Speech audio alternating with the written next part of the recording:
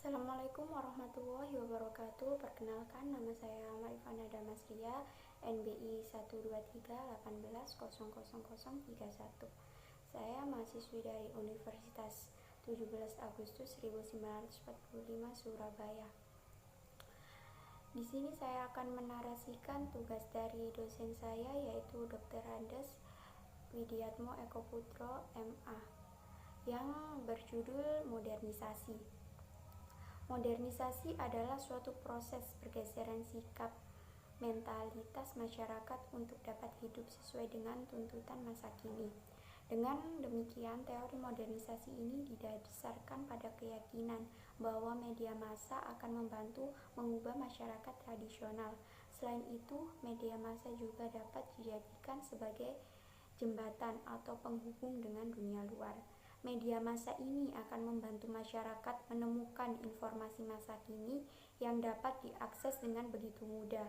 Teori modernisasi ini menjelaskan tentang proses transformasi dari masyarakat tradisional menjadi masyarakat modern. Teori modernisasi ini tidak berbentuk begitu saja, melainkan dipengaruhi oleh dua teori besar, yaitu teori evolusi dan teori fungsional. Teori modernisasi merupakan teori pembangunan yang berisi tahap-tahap yang harus dianut atau diikuti oleh negara berkembang.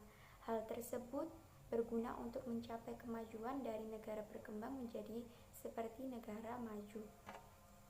Dengan demikian, maka diharapkan bahwa modernisasi ini dapat menciptakan perubahan untuk masyarakat ke arah yang lebih baik lagi. Meskipun masyarakat melakukan perubahan bukan berarti mereka meninggalkan adat istiadat ataupun budaya yang ada di masyarakat.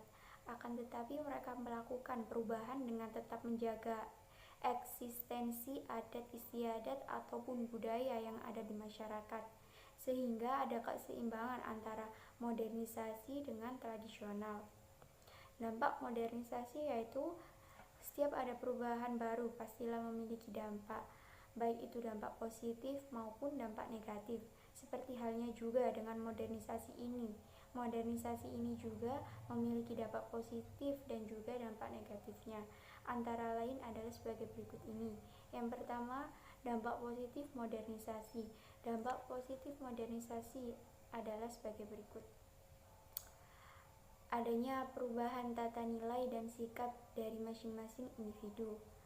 Berkembangnya teknologi dan ilmu pengetahuan yang semakin pesat, memudahkan setiap individu dalam beraktivitas, mendorong setiap individu untuk berpikir lebih maju, tingkat kehidupan yang lebih baik dari sebelumnya, mengurangi pengangguran, meningkatkan taraf hidup masyarakat, kemajuan dalam bidang transportasi, kemajuan dalam bidang industri, menghasilkan alat-alat yang canggih, memperkuat integritas dalam masyarakat, meningkatkan kesadaran politik dan demokrasi. Yang kedua, dampak negatif modernisasi. Dampak negatif modernisasi adalah sebagai berikut. Pola hidup dari masyarakatnya menjadi konsumtif, gaya hidup dari masyarakat yang kebarat-baratan, sikap masyarakat yang individualistik atau merasa dapat hidup sendiri, terjadinya kesenjangan sosial dan ekonomi, banyak kriminalitas, tercemarnya lingkungan alam, adanya kenakalan remaja seperti pergaulan bebas, minum-minuman keras, dan lain sebagainya. Ciri-ciri modernisasi. Ciri-ciri dari modernisasi biasanya dapat diamati dari masing-masing individu. Dengan demikian, maka dapat diketahui tingkat perkembangan modernisasi. Adapun ciri-ciri dari adanya modernisasi adalah sebagai berikut ini. 1. Masyarakat bersikap heterogen. Yang kedua, tindakan masyarakatnya yang rasional. Yang ketiga, mobilitas masyarakatnya tinggi. Yang keempat, tidak terkait pada adat istiadat yang sudah ada. Yang kelima, sikap masyarakat yang individualistik atau merasa dapat hidup sendiri. Yang keenam, masyarakat mau tidak mau harus menerima pembaharuan. Yang ketujuh, masyarakat lebih menghargai waktu. Dan yang kedelapan, masyarakat lebih menghargai harkat hidup orang lain. Yang kesembilan, masyarakat memiliki perencanaan untuk masa depan. 10. Minat dan nilai tinggi pada pendidikan, terlebih pada pendidikan formal. 11. Mekanisme masyarakat perubahan menuju prinsip dan logika ekonomi serta orientasi kebendaan yang berlebihan. 12. Penerapan ilmu dan teknologi dalam proses produksi. 13. Konsentrasi tenaga kerja berada di pusat urban atau kota-kota besar. 14. Pengorganisasian pekerja yang ditentukan berdasarkan efektivitas dan keuntungan. 15. Sistem ekonomi berdasarkan usaha bebas dan terbuka. 16.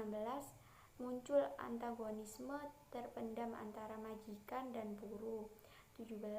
Terjadinya ketimpangan dan ketidakadilan sosial. Yang ke-18, yang terakhir, kemajuan teknologi dan industrialisasi, individualisasi, sekularilisasi, diferensiasi, dan akulturasi. Sekarang ada gejala modernisasi. Modernisasi merupakan sebuah bagian dari proses perubahan yang dilakukan sesuai dengan perencanaan dan kebijakan yang telah ditetapkan. Gejala-gejala modernisasi dapat ditunjukkan melalui beberapa bidang berikut ini. Yang pertama ada bidang sosial. Modernisasi di bidang sosial ini biasanya ditandai dengan semakin banyak bentuk kelompok-kelompok sosial atau lembaga baru dalam kehidupan masyarakat, di mana kelompok-kelompok sosial atau lembaga baru tersebut memiliki perbedaan kelas dan status sosial. Yang kedua ada bidang budaya. Modernisasi di bidang budaya ini biasanya ditandai dengan semakin terdesaknya budaya tradisional oleh pengaruh budaya luar. Hal tersebut menjadikan budaya tradisional semakin mudar. Yang ketiga ada bidang politik. Modernisasi di bidang politik ini biasanya ditandai dengan berjalannya sistem demokrasi, terjalinnya hubungan kerjasama bilateral dan multilateral antar negara. Dengan demikian, maka arus perkembangan negara ke arah modern akan terus ada. Yang keempat, ada bidang ekonomi. Modernisasi di bidang ekonomi ini biasanya ditandai dengan adanya perkembangan dalam sistem perekonomian. Kegiatan ekonomi dalam masyarakat seperti jual beli dan kegiatan pasar semakin lama semakin mudah. Bidang yang kelima ada bidang teknologi. Modernisasi di bidang teknologi ini biasanya ditandai dengan adanya perkembangan telepon genggam yang memiliki banyak sekali kegunaan. Yang keenam ada bidang informasi.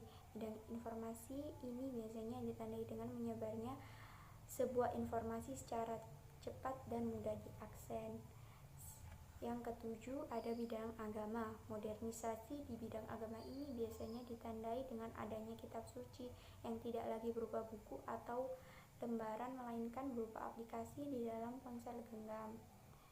Yang ke-8 ada modernisasi di bidang pendidikan, yaitu biasanya ditandai dengan adanya media pelajaran secara online dengan aplikasi melalui telepon genggam. Yang ke-9 ada bidang kesehatan. Biasanya ditandai dengan semakin canggihnya alat-alat bantu kesehatan. Dan yang terakhir ada bidang pertanian. Modernisasi di bidang pertanian ini biasanya ditandai dengan pengolahan tanah yang menggunakan mesin traktor sebagai alat pembajak sawah. Baiklah, inilah pengertian dari saya. Jika ada salah kata, mohon maaf. Assalamualaikum warahmatullahi wabarakatuh.